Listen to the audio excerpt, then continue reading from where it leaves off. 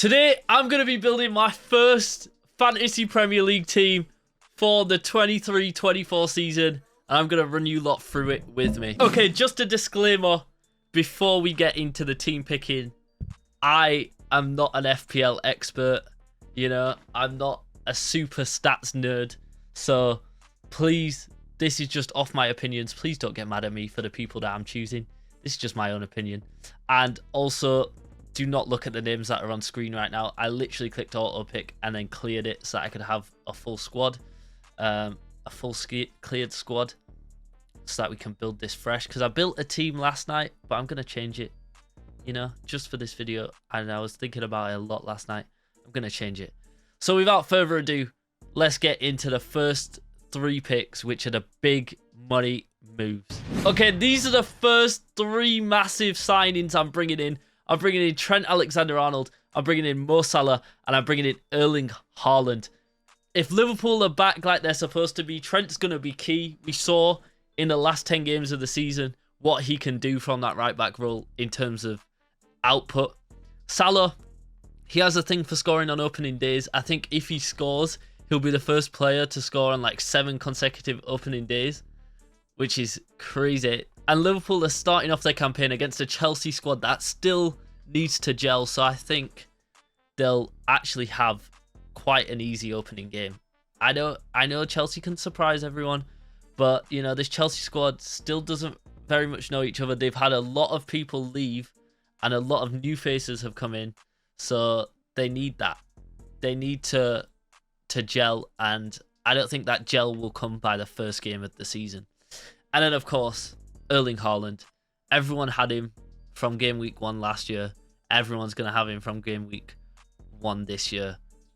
You can't not take this man. As long as he's in the league, you have to put him here for the first game week of the season. Look at what he did last season. I didn't have him for the first game week. I missed out. I'm not making that mistake again.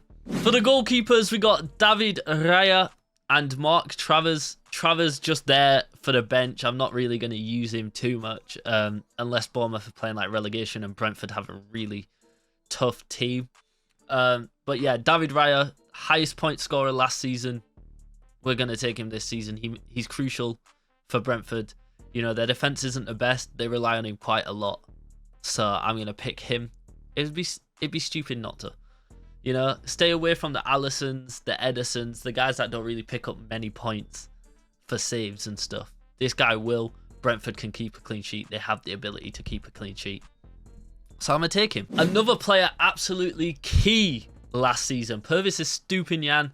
Brighton are so good at just being consistent right now.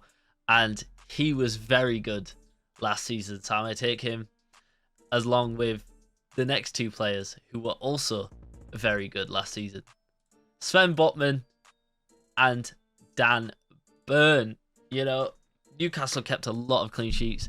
These 2 absolute freaks of nature when it comes to their size, always key in set pieces.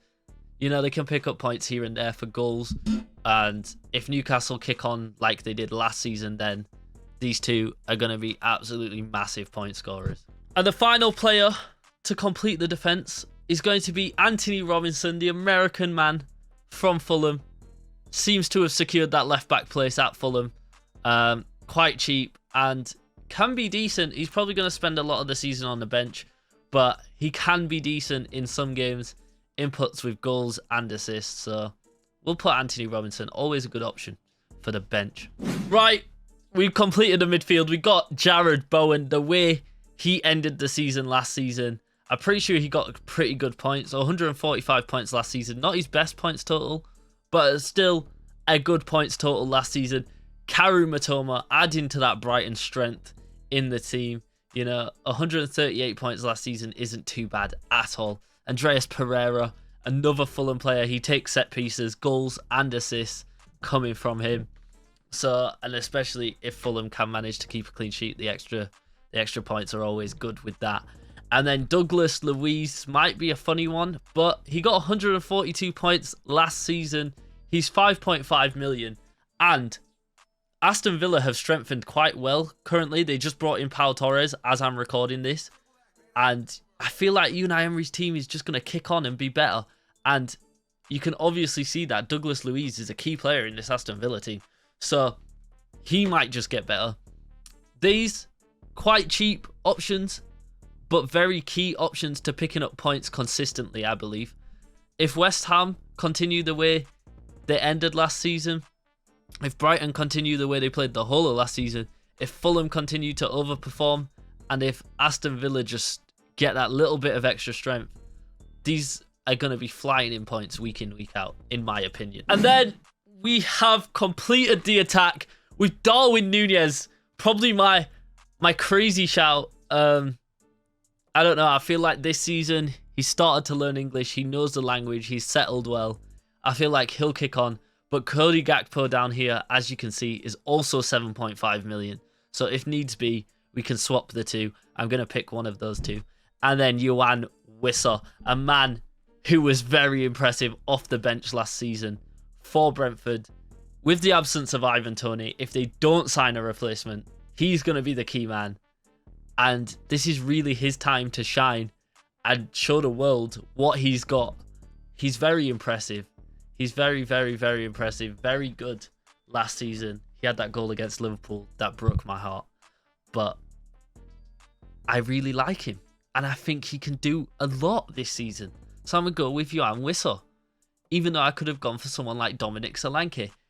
But will Solanke find that goal scoring form? Will I kick myself for not picking Kane and Wilson, you know, instead of Haaland and Darwin, you know? I don't know, but this is what I'm going with. Let me know what you rate my team in the comments below. Also, I have my own fantasy league. The link will be in the description, and I will catch you guys in the next video. Peace.